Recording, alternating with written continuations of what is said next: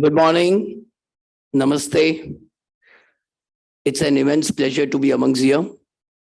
The president of the Organizing Asian Federation of Accountants, AFA, president of Lao Chamber of Professional Accountants, other committee members, executive members of the various professional bodies of the member countries of AFA, other representatives, members of IFAC and other boards, distinguished guests, ladies and gentlemen. It's my immense pleasure to be amongst you, especially on a very important topic of IFRS and doing a technical analysis of the same. As a member of Institute of Chartered Accountants of India, which comes from India, with 370,000 members, having a very large financial system, large number of banks, NBFCs, which we call, that is other financial institutions, non-banking financial companies, wherein we have already implemented IFRS 9 in the phased manner. In the phased manner as such that the banks have yet to be implemented, but it has been implemented in other financial institutions. Institute of Chartered Accountants of India is a regulatory body and is also a standard setter in India. It prepares accounting standards, Indian accounting standards, India's. So likewise, IFRS, when our Prime Minister promised in a G20 meeting that we will converge to IFRS, we implemented IFRS. For implementation of IFRS, obviously, we didn't implement it directly IFRS, but completely in line with IFRS, Ind AS, which we call Indian accounting standards, were implemented with little difference to suit the local requirements, to suit the local regulatory requirements. Accordingly, for the purpose of IFRS 9, which deals with expected credit losses, we had implemented in AS 109, which deals with similar to IFRS 9 with little changes, which was important from a regulatory perspective. You would have heard by the previous speakers, including from the IFAC, that for the implementation of IFRS, it's very important to have the regulatory support. What is the regulatory objective? And therefore, to comply with those regulatory objectives, we implemented IFRS 9 with little modification. And we introduced Ind AS 109 and we implemented it. So I'll just take you through technical analysis of IFRS 9. My presentation would be limited to expected credit loss, ECL, which is a very important subject. And it is also, again, concentrated on the impact on banks and financial institutions only. I'm not covering the other financial assets and other industries. So my coverage would be purely on the banks' impact and the financial institutions, which is the most important, the objective of IFRS 9 also. Thank you. So what would be the agenda in the next 30 minutes? I'll try to cover 35 minutes. We are running a little late. IAS 39 was there before the IFRS 9 came in, which worked on incurred loss model. So a need was felt to change it. Accordingly, IFRS 9 came in, impairment model. So from incurred loss to an impairment model, that's what the trouble of IFRS 9 is all about. IFRS convergence in India. Roadmap for implementation of IFRS converged Ind AS for NBFCs, as I mentioned earlier. Impact analysis of NBFCs in India. As a regulatory body of ICAI, we did an impact analysis because the regulatory body, that is the Government of India and the Ministry of Finance, were keen to know that if I'm converging myself into IFRS, what would be impact on NBFC? What would be impact on results? So before we actually implemented, Institute of Chartered Accountants of India did that impact analysis. I'll briefly go through that. Challenges which are currently being faced by the NBFCs, even after implementation of IFRS 9, that is Ind AS 109. So whenever I say IFRS 9, it's Ind AS 109 from an Indian context, but it is an IFRS 9. Concerns which have been expressed by banks and why it has not been implemented by banks yet, and will it be implemented, and what would be the roadmap for the implementation? So what was the history? It's very important when we go to a technical analysis of any particular standard. What was the objective? bringing in that, and what was the history behind it. So you will be aware that was an impairment of loss model, that is IS 39, which was prevalent at that moment of time, which dealt with incurred loss model. So you were making a provisions for the financial assets which were already doubtful. Let's take an example. There's a 90 days default. There was a regulatory mechanism. So the provision for those financial assets was made when there was loss was already incurred. And therefore, the need was felt that it is not a forward-looking, it is not a prudent exercise to make a provision when the loss has been already incurred. It is more important to actually look forward to what could be the impairment in the future based on your historical developments which has happened, based on the macroeconomic levels which is affecting various countries, various geographies, based on microeconomic factors of a particular country or of a particular financial asset. And that was where the objective and the need was felt to come in with the future looking formula. So what led to this change? As we are all aware, global crisis came in 2007, 2008, where a lot of banks and the financial institutions worldwide suffered some huge losses. And that is the time when a need was felt that yes, we need to change, where the provisioning for the financial assets in the balance sheet, in the financial statements is a forward looking. So you are making a presentation for that. You are making a provision for that. You are estimating your future losses and you are making a provision today. So your balance sheets, your financial statements are more stronger. It can resist global pressures, global recessions at the times to come. And that's what the need is all about. I'll just go to the screen. This was some estimated losses reported by the various financial institutions, including banks, including 2007, 2008, and 2009, due to the impairment of financial assets. And the results were astonishing at that moment of time. All may be aware as a professional accountants.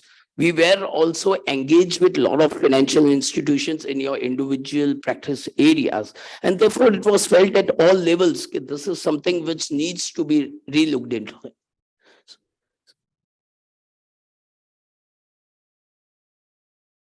Sorry. So what is the impairment loss model in IFRS 9? Impairment model summary, I have briefly divided into 3 stages, which we call it as a stage 1, stage 2, and stage 3. What is stage 1? Stage 1 is above investment grade. So basically, everything is fine. The financial asset doesn't seem to take any default hit in the near future.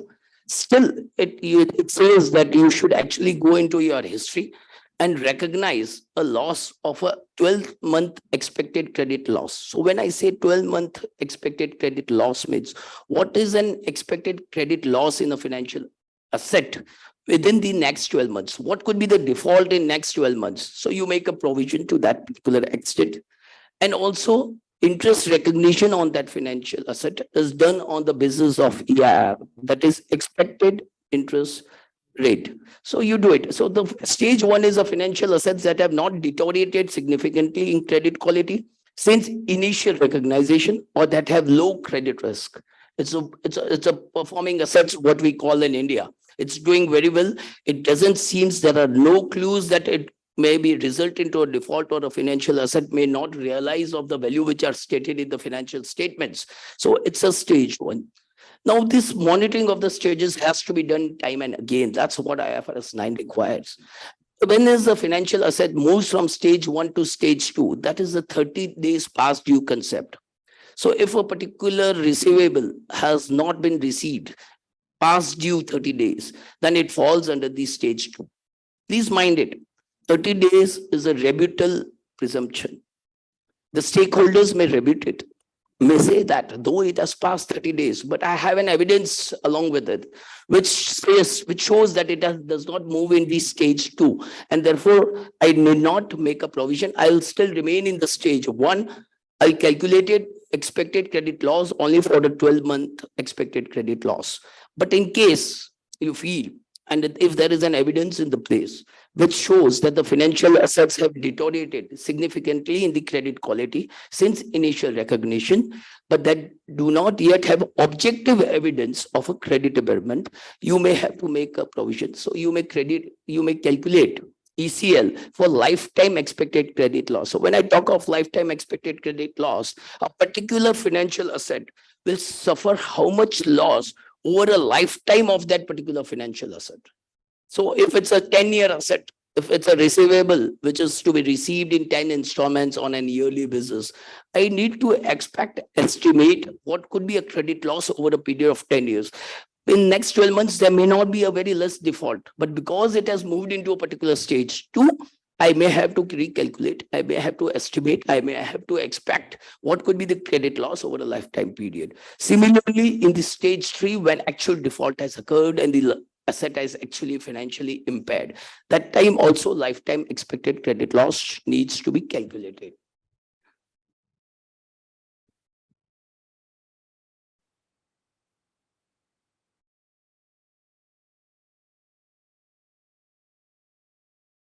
I want to go back. Yes, please. So this is again another way of presentation. When in the professional areas of your practice, you may have to decide to which stage it belongs. And there may be certain questions posed for analyzing the credit impairment of a particular financial asset. That is FI within the scope of impairment requirements, whether the financial trade receivable or lease receivable, an entity opted for simplified approach. If yes, you may have to go to a lifetime expected credit loss, or you may continue for a 12-month ECL. So at every point, whenever you are assessing the quality of the credit, you may have these questions in your mind. You may have to look into an evidence for the purpose and then decide that whether I fall into a 12-month ECL category or whether I have to actually go for a lifetime ECL. So if you see just certain questions, if I purchase or originated, is the credit impaired, or if the level of credit risk is low at the reporting date? If it's no, obviously, then I have to make a provision of 12-month ECL. Is there a significant increase in the credit risk since initial risk recognitions? So these are the important questions and parameters which needs to be answered to decide on stage 1 and stage 2 classification.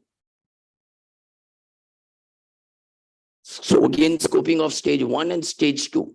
What is the scope of the application of the IFRS 9? To which all financial assets it applies? It applies to financial assets which are measured at amortized cost over the period of the financial asset. Financial assets measured at fair value through other comprehensive income. Please mind it. It does not apply to the items measured at fair value through profit and loss account, because they are already measured at fair value. And all the differences, all the impairment is already charged out to profit and loss. So it does not apply to that extent. It only applies when the fair value, the measurement happens through OCI. Special category items like lease receivables, trade receivables and contract assets, financial guarantee contracts, and loan commitments. What is the important areas of these stages? Need to reflect what is the measurement model basically. Probability weighted outcome must consider possibility that default will not occur, the time value of the money, discount at the original effective interest rate or an approximation thereof. Specific measure methods are not prescribed under IFRS 9.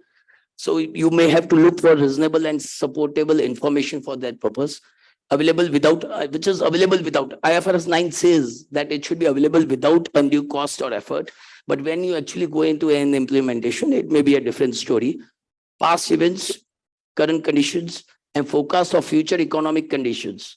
For example, borrower-specific factors, changes in operating results of the borrower, technological advances that affect future operations, changes in collateral supporting obligations. So these are individual borrower-related and not on a heterogeneity or on a portfolio basis. Macroeconomic factors, the GDP, wherein the particular financial asset owner is actually residing. It's a country risk, it could be. The data sources could be internal data, credit loss experience and rating. What is your experience which has happened over a period of time? External data, dating statistics or reports. So these are the informations which needs to be used to form a base to decide what could be the probability weighted outcome of a default happening. Areas of significant judgment, IFRS, when I talk of IFRS 9, and when I talk of expected credit loss, a lot of estimations, a lot of judgment, a lot of professional skepticism is involved. And that's where the professional accountant's role is important when it comes to implementation of IFRS 9. It's not only regulatory, it's an important role of professional accountants for implementing any IFRS for that particular matter. And more specifically, when I'm talking in terms of ECL, determining whether there is a significant increase in credit risk. Now that itself is a professional skepticism which is required. Measurement of expected credit loss. The one is probability weighing different scenarios. Different scenarios may have to be worked out, that what would be the probability of default in a different scenario. Appropriately incorporating forward-looking information into assessment of changes in credit risk and measurement of ECL. Use of reasonable and supportable information. That's the most important when it comes to macroeconomic levels. I'll come to that. Disclosures and marketing communications. Building blocks. If you are implementing ECL for the first time, certain countries, which I believe that's what the purpose is, if there is no implementation done, and if the implementation is happening in the countries of CLMV, you need to build the blocks. You need to build the blocks in the sense you need to understand what could be the risk of default, or you may call likelihood of, or the probability of default. We call it PD, that is a probability of a default of a particular financial asset. Assessment comparison period. What would be the comparison that you will do? You do it on a 6 monthly basis, quarterly basis, half yearly, or maybe on an annual basis.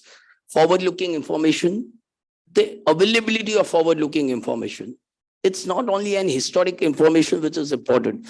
So if a financial asset historically, there is a default ratio for an example of 2%, does not mean that in the future also it would be 2%.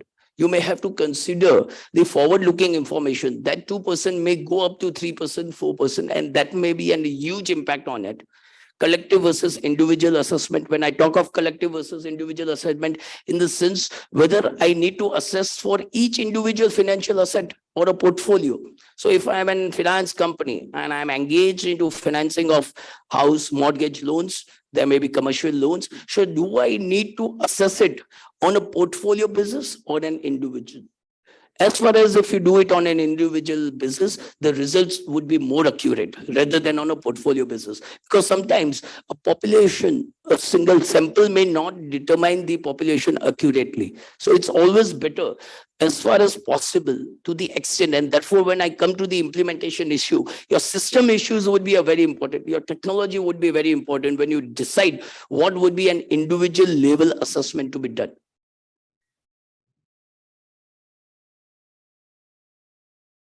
Can I go back again? I think so. I'm going sometimes 2 slides ahead. One more back. One more. Thank you. Very important slide. This is a formula which I've tried to build it for calculating, because it's a technical technical analysis which I've been told to do. So I've concentrated on more on a learning experience.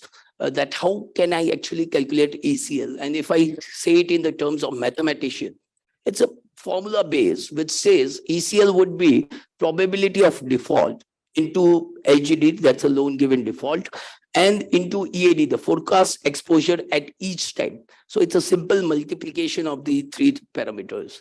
If these 3 parameters are determined, ECL can be calculated. And that's where the system draws in, because you are doing an ECL for an individual basis or a portfolio basis. And therefore, your system have to be very robust at that moment of time. So these are the 3 important criteria which you need to default. I'll try to dwell upon each individual formulas. What is PD, LGD, EAD? What are the important parameters for determining these 3 areas? So probability of default is a measure of the likelihood that a borrower will default on its financial obligations. PD can be estimated using a range of quantitative and qualitative informations, historical credit loss experience, borrower-specific informations, and macroeconomic factors. PD is often expressed as a percentage and can be estimated for individual financial assets or a portfolio of the assets. So I will briefly discuss which is mentioned on this particular screen. It's a probability of the default that a particular financial asset will break through. In a layman's language, to be a very specific, what is the probability of default? I have issued, banks have subscribed to a debentures, financial institution has issued the loan papers, commercial papers. So I determine the probability of default. Now, while determining a probability of those defaults for a particular asset, I need to calculate an estimate, which could be based on the borrower specific information. It may be based on the historic. So if let's take an example, if I'm in a country like India, I have an historic information that the loan default in the commercial loans is higher.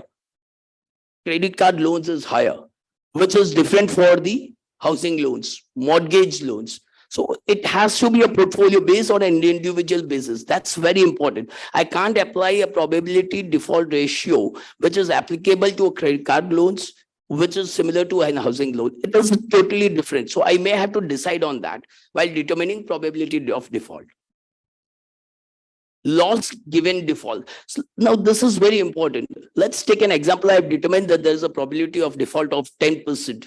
Now, what would be a loss? If there is a default, it does not necessarily results into a loss. There could be a saving in the loss because I may have a security. There may be a high loss in case of credit card loans because those are unsecured loans. But if the recovery is good, if the expected recovery is good, then the loss given default would be less. So if I say in the simple terms, if my loan amount is 100, and the recovery expected is 90 rupees or $90, whatever it is. So $90. So there's a loss given default is only $10. Out of $100, the recovery is $90. Now for assessing this recovery is the macro important parameter of determining ECL. At what stage, how will you do it? For that purpose, you may have to look into it, security which is available for that particular financial assets, legal backing, realizable of security value. So when the financial asset was created, when it was initially recognized, those assets would be valuable today. But there are certain macroeconomic conditions which has happened. There are certain unforeseen measures which have happened, unforeseen circumstances have arisen, and the value of the securities would have deteriorated. So in such cases, loan LGD will go up. That's which the LGD calculation is all about. Exposure at default. So today, let's take an example. When I'm calculating it future for the 10 years, lifetime credit losses, today I would have not dispersed a loan or a debentures. I would have not subscribed even. My commitment would be for subscription for next 10 years, for release of the payments for the next 10 years. So when I'm doing an exposure at default, on the day when default happens, what would be my exposure? That needs to be calculated. So there may be an outstanding of $100, but I have already an undrawn committed portion. When I talk of undrawn committed portion, I've committed $500 to him. So the $100 every 4 years would be dispersed as a part of the project. So when the default happens on the 5th year, so my financial statement is showing $100, but it would be $500 when actual default happens. So I need to calculate all those portions also.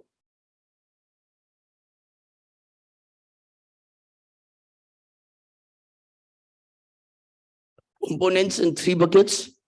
Determining significant increase in credit risk, which needs to be determined. Debuting 30 days past due presumption as a significant increase in credit risk. So if the credit risk has increased, and if you are able to rebut the 30 days presumption mentioned in IFRS 9, you can still make a provisions. Low credit risk. Historical evidence suggests that there is no correlation between 30 days past due cases and those that have ultimately resulted into default. So if you go into history, there may be cases where it has moved to stage 2 because of past due of 30 days. But if you go into the history, there was actually no default has happened. So you may be in the facts, what to be do, whether I make a provision. So at that time, the 30 days can be is a rebuted presumption. That is why it is called. Low credit risk, it can be based on internal credit risk. You may come to a conclusion that it's a low credit risk based on the internal reports or an external reports, or if it is an investment grade is available from the credit rating agencies. Building blocks would be the next step. Unbiased and probability weighted outcome. What could be the probabilities of the weighted outcomes? Time value of the money is again very important. So if there is a default, then if you are receiving the same amount of the money or the principal amount after 5 years, then obviously it has to be discounted at the effective interest rate, EIR, and then make a provision or calculate the expected credit loss, reasonable and supportable information availability, and collaterals which are available.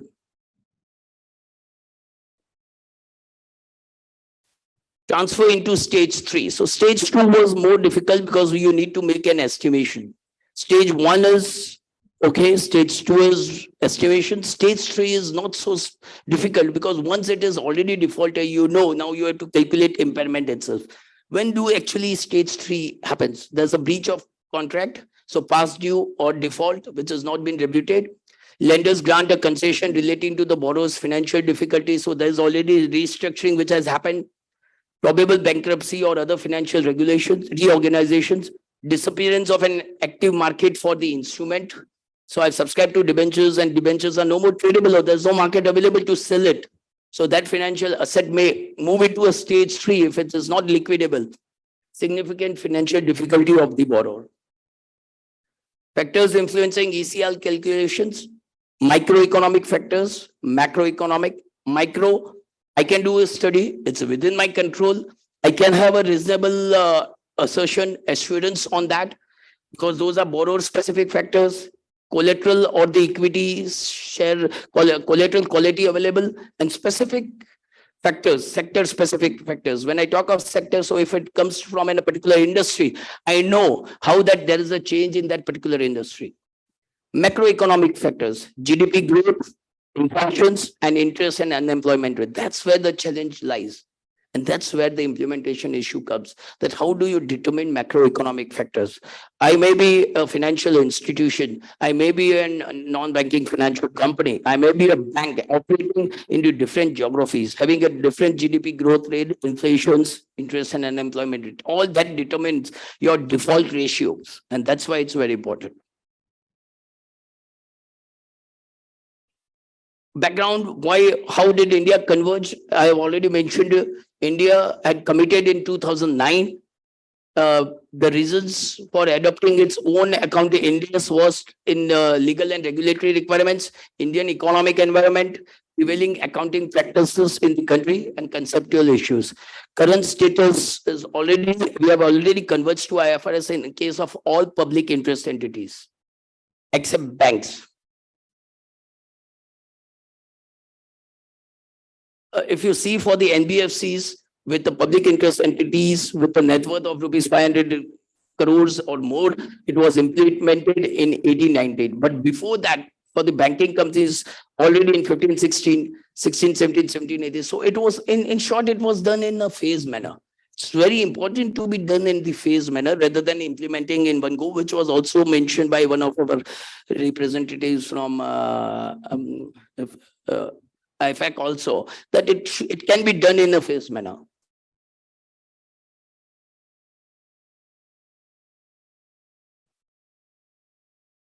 Can you change it? I don't know why I'm physical. Current status of applicability. As I said, IFRS 9 converge into AS 109 is applicable to certain class of NBFCs. Those are public interest entities with a particular amount of net worth and turnover.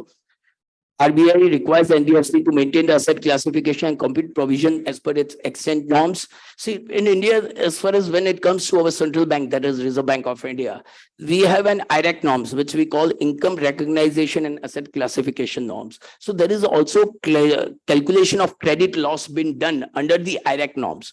Those IRAC norms, expected credit loss under the IRAC norms, are again compared with the expected credit loss on IFRS. So if an IFRS is a lower one, then we actually apply the IFRS one and we document why there is a difference. And if it is already moved to a stage 3, then we are making a loss provisioning based on the IRAC norms, that is RBI central bank norms. It has not been introduced in the banks. It will be introduced. Reserve Bank of India central bank is gathering data every year. So it has not been introduced. IFRS 9 is not applicable to the banks in India as of today. But every year they are making a statement separately When the financial statements are signed, they have to also give an Ind AS 109, IFRS 9 converged statements. And that what is then impact on the banking sector, what is impact on the credit quality, capital, Basel norms, all those is calculated by Reserve Bank of India, and they're creating a statistics of that for an easy implementation, which will be done in the near future. When the Ind AS was implemented, we at the Institute of Chartered Accountants of India, as I said, ICI is also a regulatory body. ICI is not like an association, it's a regulatory body formed under the Parliament. It's under the Chartered Accountants Act 1949 of India. So we did an analysis before actually the implementation happened, that what would be an impact on the financial sector when we are doing an Ind AS implementation. That's where the important role of the professional bodies comes in, that whether we can do an impact for the purpose of presenting it to regulatory bodies and the government. When the actual implementation is happening, before implementation, what could be impact? And when we did an impact, we calculated certain, when I talk of NBFCs, it's our other financial institutions. And you would see there was a profit after tax as per the Ind AS, that is as per IFRS 9, was actually going down from 22,000 to 16. It's all figures are in INR, Indian national rupees in crores. It has gone to 19,208, and there's an impact of 3,008 crores, which was actually calculated by ICI, that if I'm implementing IFRS 9, this would be an implications impact on the profit and loss account in the year of convergence. So this was the presentation done by ICI to the government. Government expected it, and it was implemented in March 18. Similarly, there was a separate, as we said, it was done on a portfolio basis. So the financial institutions, which were purely into housing finance companies, also a study was done. And there was an impact only of 268 crores, 16,159 INR crores, profit was going down. So there was overall impact. If you see the impact of 4.84% increase in default ratio, increase in the provision, increase in expected credit loss was 4.84%. across the financial institutions. And if I compare only housing finance companies, which had a bigger default ratio expected at that moment of time when the implementation and convergence was, there was an increase in 99.65%. So that was a study which was done. It's very important when you are implementing anything first time, first actually do a study. So this is basically a chart which depicts what was an impact on the revenues, profit after tax, revenues, finance cost, depreciation, employee costs after the convergence to IFRS. Challenges in implementing, I will briefly, next 5 to 7 minutes, I'll try to cover this briefly. Portfolio heterogeneity, as I said, all the portfolios are different. Those are heterogeneous. Obviously, housing companies, housing loans cannot be compared to the commercial loans. So you need to be aware of that. The analysis has to be done at the deeper levels. Governance and control, system integrations. If I want to do a study of the portfolio credit risk at individual financial asset level, I need to have a proper system in place. The system integration is very important because those system integration will have to be mapped to various micro factors, macroeconomic factors. Then only you can actually derive at ECL. Data quality of data which is available from internal source and external source, data availability. So first is availability, and then I would say quality, rather qualifying future economic conditions. Key challenges faced by NBFCs with respect to ECL model, determining whether there is a significant increase in credit risk since initial recognition, measurement of ECL, probability weighing different scenarios, definition of default. It's very important because IFRS does not per se says what is default. So it has to be country specific. It could be a borrower specific. It has to be changed. So for the purpose of implement, it was very important that how the definition of default is determined. Appropriately incorporating forward-looking information into the assessment of changes in credit risk and measurement of ECL, use of reasonable and supportable information, disclosures, and market communications. So transition from a rule-based regulator specified criteria approach that ensures consistency of application across the system to an ECL framework that is largely subjective. So rule-based, though under Earlier IS 39 will say it was a rule based. So if there is a default, you are making a provision to the extent of the loss which is going to occur. What is the security coverage? This is more an estimated basis. Please mind it. It's based on management judgment, data intensive, necessitates fairly sophisticated credit modeling skills, and represents an enormous challenge. So this is going to be a big challenge. Obviously, it's more prudent. As I said earlier, it's a forward looking. You are making a provision for a financial asset which has not defaulted, rather than making an provision or making an loss provision for an asset which has already defaulted. So it's a forward looking, it's creating a healthy balance sheet, healthy financial statements. That's what very important. Estimation of lifetime expected credit losses is another challenge. Estimation of 12-month expected credit loss. Sometimes your historical information, because when you are actually estimating a 12-month expected credit loss, technically you only have to rely upon the historical informations, because the macro factors may not be available for the next 12 months, how it's going to affect, unless and until there is some force majeure. Let's take an example. There was a COVID 2 years back. And when IFRS 9 was already implemented, a lot of people had already got an information, and they made an additional provision in India for 12-month period, because it was expected that in next 12-month period, your probability of default will go high during the COVID. So when the lockdown happened somewhere in March 2020, and if you see the financial statements of financial institutions for March 21 as well as March 20, there was higher ECL provisioning which was done. And that's where the 12-month expected credit losses also impacted huge. Determination of significant increase in credit risk and rebuttal presumptions.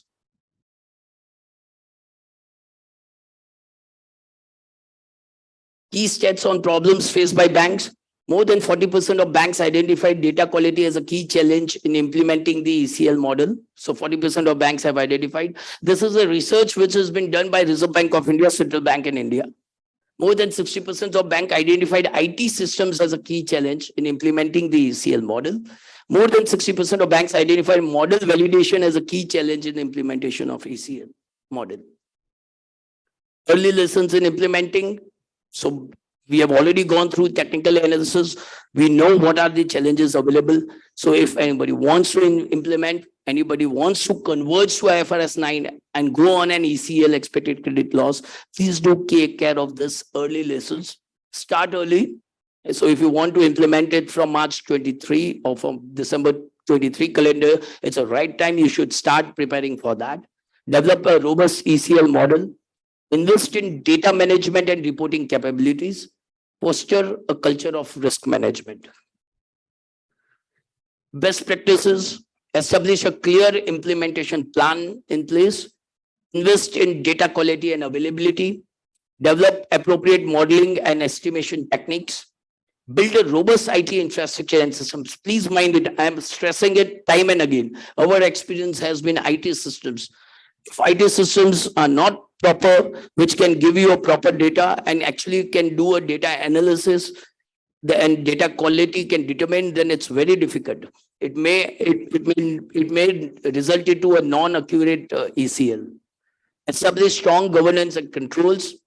Engage with stakeholders.